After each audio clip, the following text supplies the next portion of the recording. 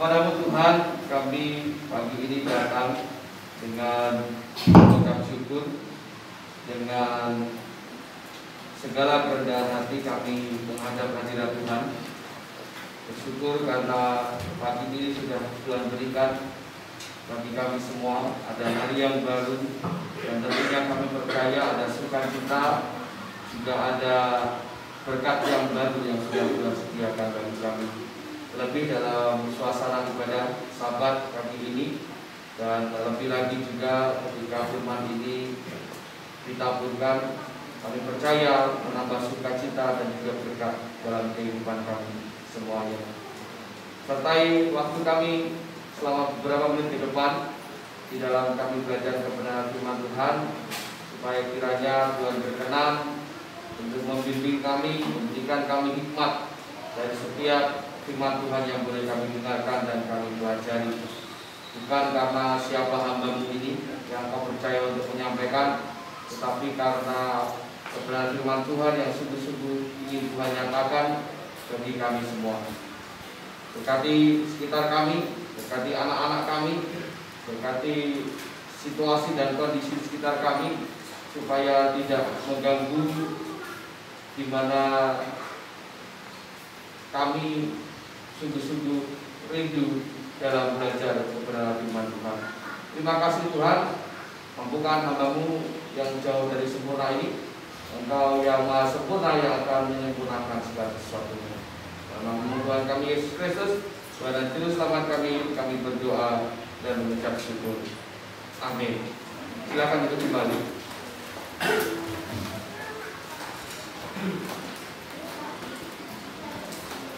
Shalom. Shalom. Selamat pagi. Apakah Tuhan Yesus baik untuk Anda?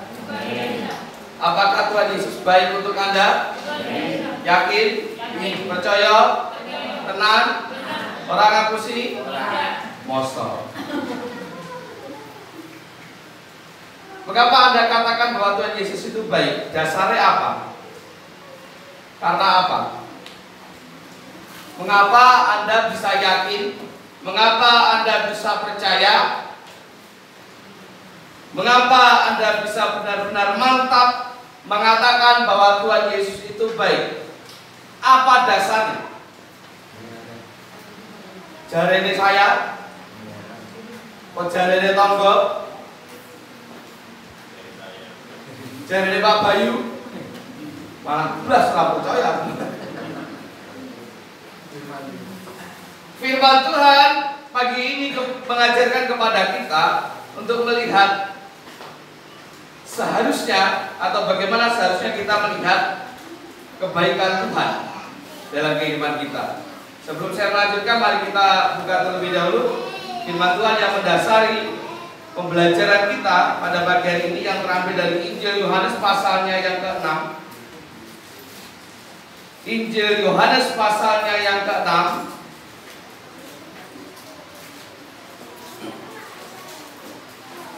ayatnya yang ke-25 dan 26. Injil Yohanes pasal yang ke-6, ayat yang ke-25 dan 26. Silakan disimak di kitab suci, HP suci, tablet suci, CD suci juga boleh. Atau yang lupa bawa kacamata, dengarkan saja baik-baik. Bener malah repot nanti ya. Oke baik. Roti hidup. Ketika orang banyak menemukan Yesus di seberang laut itu, mereka berkata kepadanya, "Rabi, bila mana engkau tiba di sini?"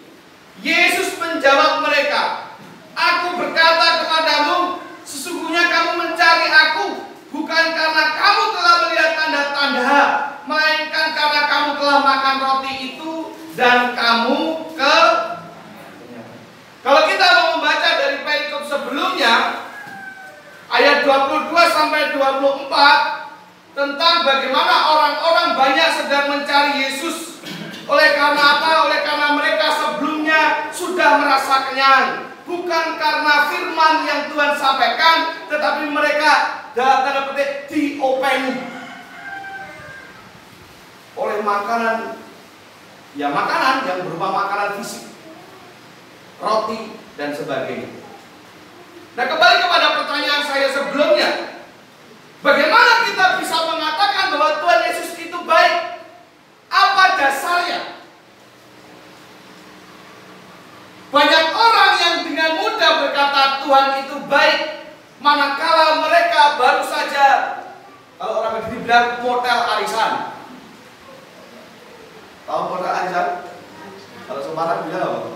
Narik arisan. Orang dengan mudah berkata bahwa Tuhan Yesus itu baik, manakala dia baru saja diteri sego berkat. Ya.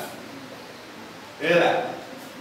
Atau orang dengan mudah mengatakan bahwa Tuhan Yesus itu baik kalau gajiannya maju. Baru tahu rasanya gajian dicicil loh. Nah. Masihkah kita berkata bahwa Tuhan Yesus itu baik? Kelas sedina mulai kok nggak dicicil. Apa? Kelas dino ora sing lanang, ora sing wedok ngumpre Mas kok ono di transfer to Mas.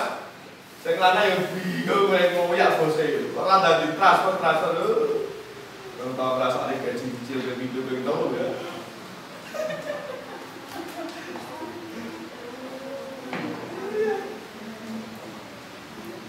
Artinya begini, banyak orang yang menilai bahwa Tuhan itu baik hanya oleh karena atau ketika mereka menerima berkat. Anaknya lulus sekolah, anaknya menikah dengan orang yang baik, orang yang bahkan mampu secara finansial. Orang akan mengatakan bahwa Tuhan itu baik ketika tubuhnya sedang merasa sehat. Tapi tahukah Anda, Tuhan memperlakukan sama kepada orang-orang yang bahkan tidak mengenal Tuhan. Tahu maksudnya? Orang-orang yang tidak mengenal Tuhan dan tidak percaya Yesus sebagai juru selamat, mereka banyak yang sehat, mereka banyak yang kaya, mereka banyak yang memiliki anak-anak yang sukses. Lalu apa standar kebaikan Tuhan dalam kehidupan? Bagaimana kita dapat memahami bahwa Tuhan itu baik? Sama halnya ketika saya minta untuk menilai saya. Menurut jenengan saya baik atau tidak? Baik atau tidak? Bagi orang yang dasarnya seneng ya saya baik. Tapi dasarnya orang yang gak seneng, saya ngomong bengok dikira nesu-nesu, dikira orang pantes. Ya terserah kalau untuk penilaian Anda, saya tidak akan memaksa. Nah, begitu kan? Tapi kalau hanya ngomong halus, Anda pernah lihat berita enggak tentang penangkapan teroris? Pernah lihat berita enggak? Ketika tetangga diwawancara, sebagai tetangga, bagaimana Anda menilai selama ini si A ini? Ditanya bilang, yang saya tahu dia orangnya baik kok, ramah, sopan. Teroris! Kalau hanya ramah, teroris bisa ramah. Kalau standar penilaian orang baik adalah ramah, bagaimana? Apa yang dapat kita pelajari tentang kebaikan Tuhan? Supaya kita paham betul bahwa kebaikan Tuhan itu tidak selalu berdasarkan standar. Beberapa hari lalu saya membaca status WhatsApp teman saya yang pelayanan di satu daerah, di satu kota Semarang juga di pelosok. Bukan dari baptis.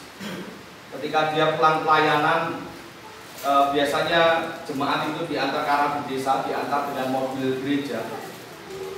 Yang mana mobil itu tidak bisa satu persatu berhenti di depan rumah jemaat.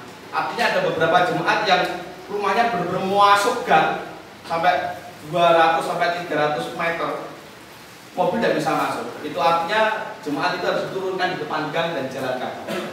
Beberapa waktu lalu ketika Semarang diguyur hujan 2 hari 2 malam, ya, hal ini terjadi. Atau status ini saya baca. Saya bilang pas saya terberkati, tak kayak ilustrasi oleh, oh boleh dia bilang gitu. Maka saya sampaikan ke Anda. Jemaat ini menulis sebuah status.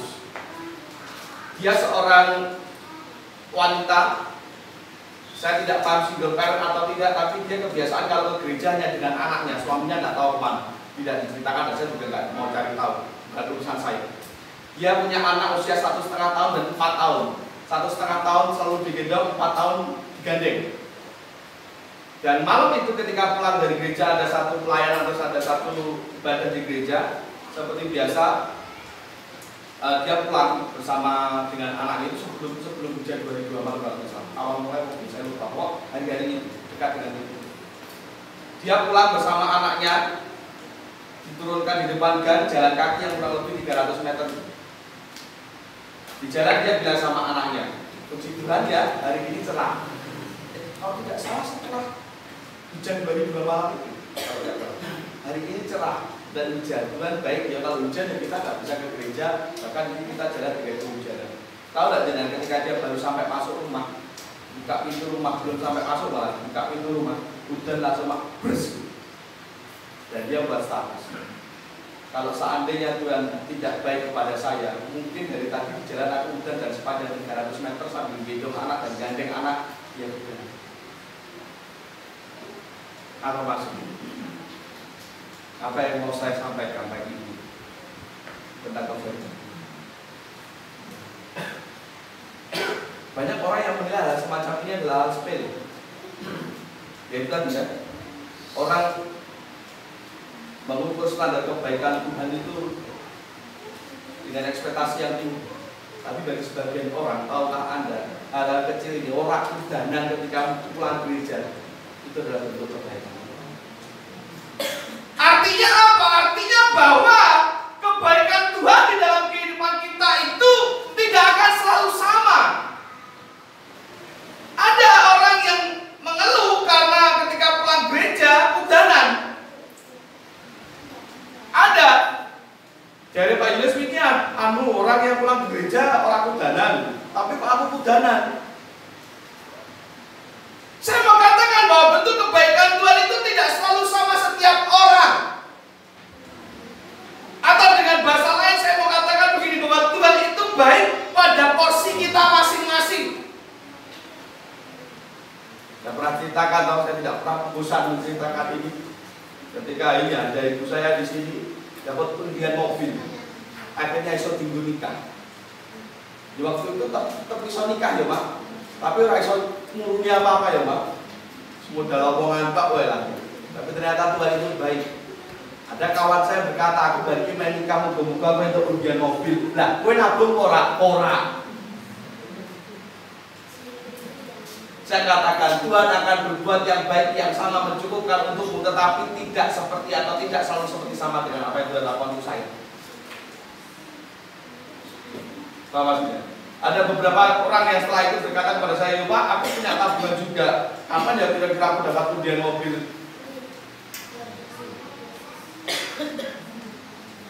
Tuhan melakukan kebaikan tidak selalu dalam bentuk yang porsi saya dan Pak Reto ketika makan beda. Ketika Anda melihat Pak Reto makannya mungkin lebih banyak, bukan mungkin tapi lebih banyak dari saya, Anda tidak bisa berkata bahwa Pak Reto lebih diberkati daripada Pak Julius. Ya, karena porsinya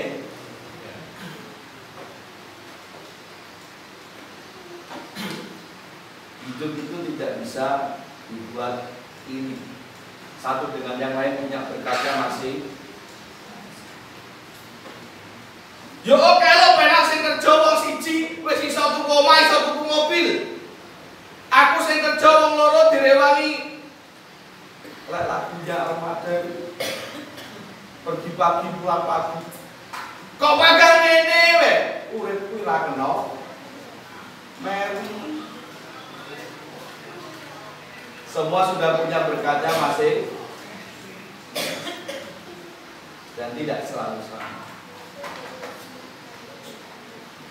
Karena orang yang konggone tuku apa, sesuk melu tuku apa, ya kan? Konggone tuku kulkas, sesuk tuku kulkas, melu tuku kulkas. Tapi sok kanggo sebelahnya tuku TV, melu tuku TV. Ya, ada nggak yang hidup depan ini kan? Ada nggak? Konggone sesuk rabi, melu rabi. Bagi gabung bojone lalu itu bojo melu rabi bener apa? Setiap orang sudah punya berkatnya masing-masing. Yo penak ya kae ndek bojo kok apian men sayangen. Sing wedok manut, tapi sing lanang kok koyo ngono. Yo, umpo bojoku nyonyaku apike koyo ngono. Siapa di sini yang dijujurkan orang tua? Ada? Ada tak yang dijujurkan? Nggak ada lah? Boleh dewe lah? Salahmu boleh banyak murid. Kayak gitu? Bareng murid ngerti aslinya murid bareng. Nah kok main karo tangga? Dan apa rakyat bisa macari tonggong kan? Apapun yang sudah diberikan Tuhan, nah itulah bentuk kebaikan Tuhan untuk kita masing-masing. Dan Tuhan tahu kapan saatnya mencurahkan, kapan saatnya menahan. Sebab itu di dalam poin yang kedua saya mau berkata bahwa kebaikan Tuhan itu berdasarkan pada belas kasih dan standarnya Tuhan, bukan standarnya kita. Seringkali Tuhan menunjukkan kebaikan Tuhan justru dalam masalah, melalui sebuah masalah. Makanya firman Tuhan berkata bahwa justru dalam beban mula, dalam pergumulan mula, dalam masalah mula, dalam kesulitan mula, kuasaku menjadi nyata. Anda mau melihat mukjizat Tuhan bagaimana? Kalau hidupnya nggak pernah sakit, nggak pernah mengalami kendaraan duit, nggak pernah mengalami tukaran kalau bojo karo anak, kalau orang tua, mau melihat kebaikan Tuhan dari mana? Anda bisa mengatakan dokter spesialis A, spesialis B itu dokternya bagus, gitu kan? Ada nggak yang punya langganan dokter spesialis apapun itu, dokter anak ya atau apa kan? Misalkan ya ini kalau sakit cocoknya di dokter ini sering gitu ya? Ini ya? Dokter klinik ini ya, 24 jam itu dokter pulang. Bagus berarti dokter itu. Tahu dari mana dokter itu bagus? Karena lorot dhisik. Tahu enggak maksudnya? Sama. Untuk mengalami kebaikan Tuhan seringkali dia harus sakit dulu. Maka dari itu saya katakan bahwa kebaikan Tuhan bisa jadi standarnya Tuhan diawali dengan sesuatu yang tidak enak. Maka jika ada yang merasa bahwa Tuhan itu tidak baik, tentu karena apa yang ada di depan matanya atau di bayangannya berbeda dengan apa yang dia mau. Makanya timbullah ngersuloh, timbullah bersungut-sungut. Karena apa yang dia mau ternyata tidak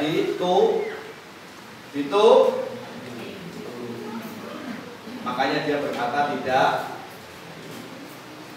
Sama halnya kayak tadi saya minta tolong jangan untuk menilai saya baik atau tidak. Baik, tidak. Kenapa kok saya tidak baik? Karena kemauan saya tidak dituruti. Apa yang kudu ngono? Tidak semua kemauan anak saya turuti. Lalu apakah lantas saya akan dikatakan bahwa saya orang tua yang tidak baik? Ada anakku jalur ditukokne bom nuklir apa tak turuti. Walaupun mereka tak ngerti bom nuklir. Nah, kalau mereka minta es krim terus-terusan apa itu tak turuti. Karena tidak semua kemauan anak itu baik. Tidak semua kemauan anak itu apa istilahnya berguna untuk dia. Nah sama. Kalau standar kebaikan panjenengan menilai kebaikan saya adalah karena saya nuruti jenengan atau tidak, lucu. Sementara saya tahu tidak semua yang Anda mau itu pas. Mosok Pak Batia tiba-tiba datang ke saya, Pak, ini gereja lagi lawang telu api, Pak. Lah gunanya apa? Bareng rapat rutin ngomong jare nyebarnya aku jahat.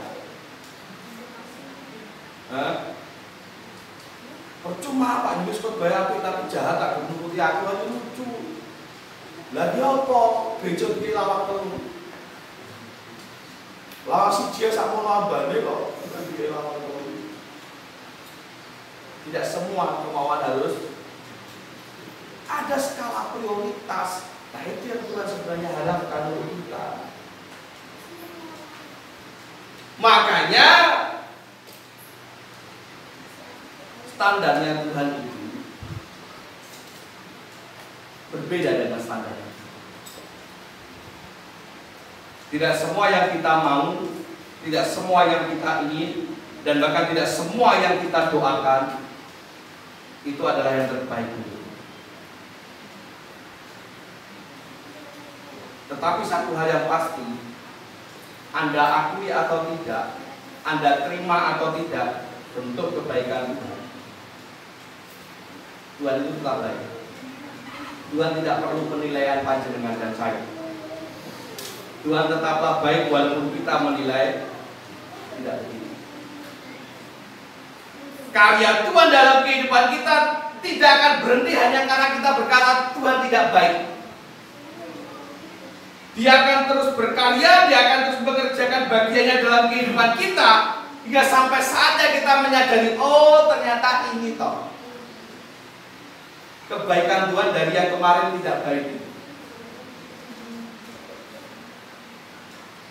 Kalau Anda masih ingat beberapa kesaksian dari penumpang pesawat apa itu yang terakhir jatuh meledos orang ketemu di laut itu, Adam Air atau Lion Air waktu itu. Setelah itu muncul banyak kesaksian, khususnya dari orang-orang Kristen yang awalnya marah-marah karena gagal atau terlambat apa namanya itu, booking apa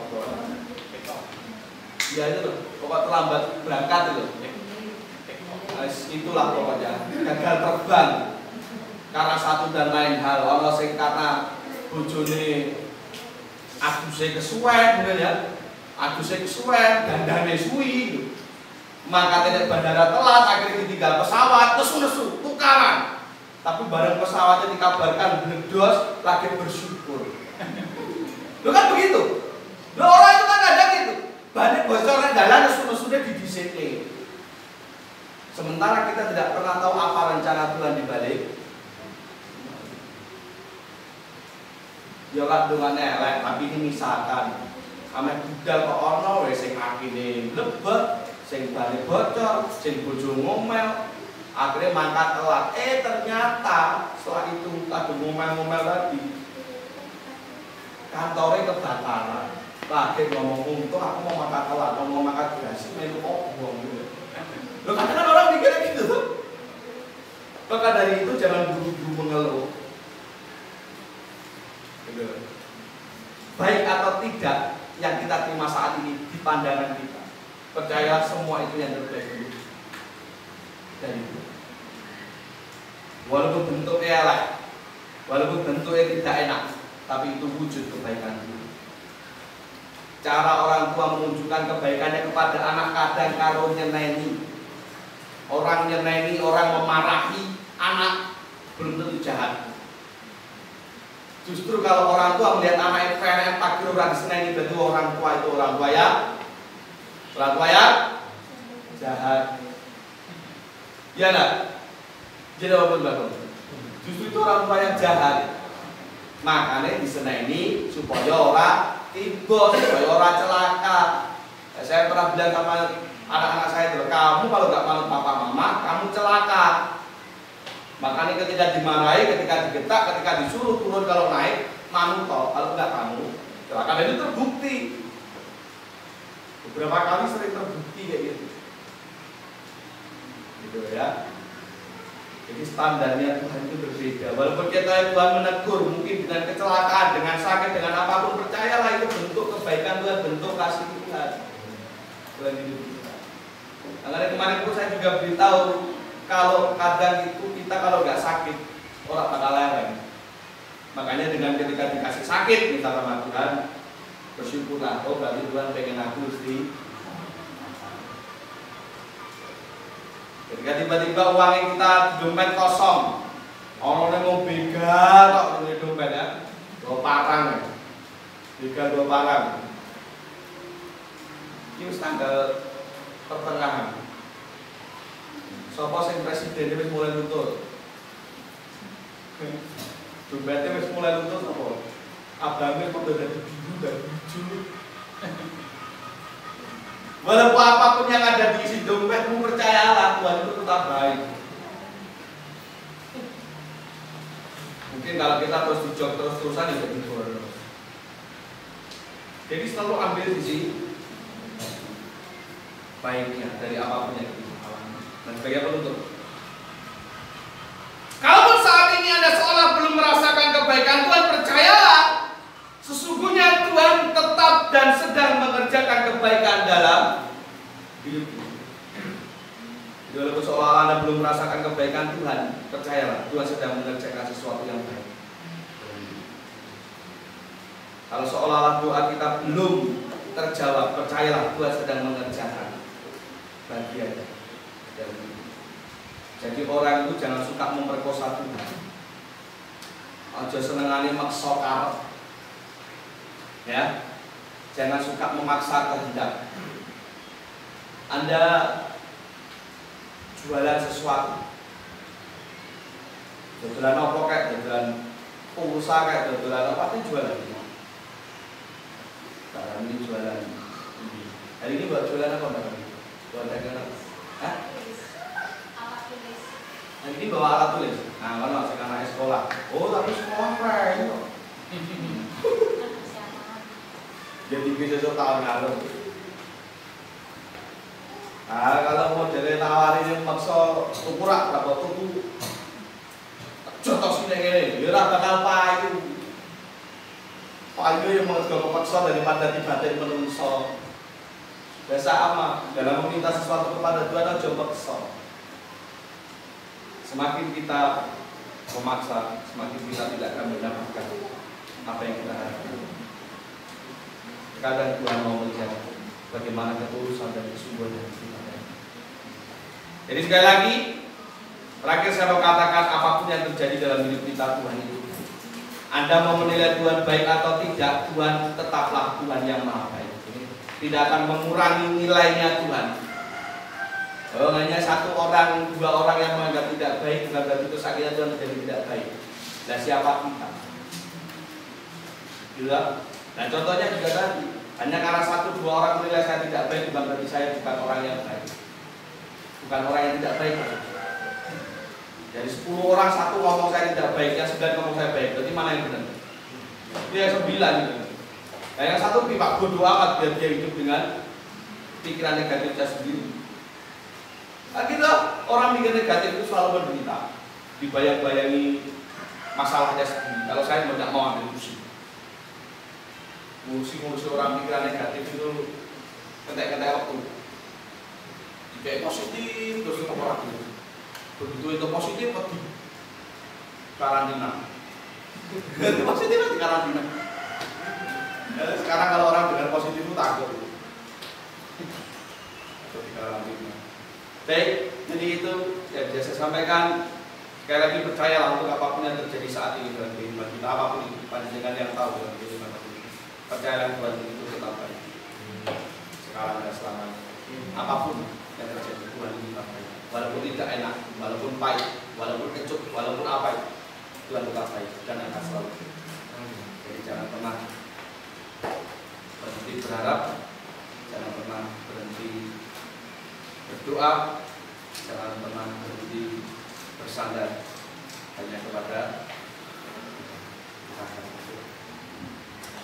Terima kasih Tuhan untuk kebaikan Tuhan dalam kehidupan kami pagi ini, yang boleh mengantarkan kepada kami semua untuk dapat memahami bahwa Tuhan itu sesungguhnya baik dan teramat baik dalam kehidupan kami.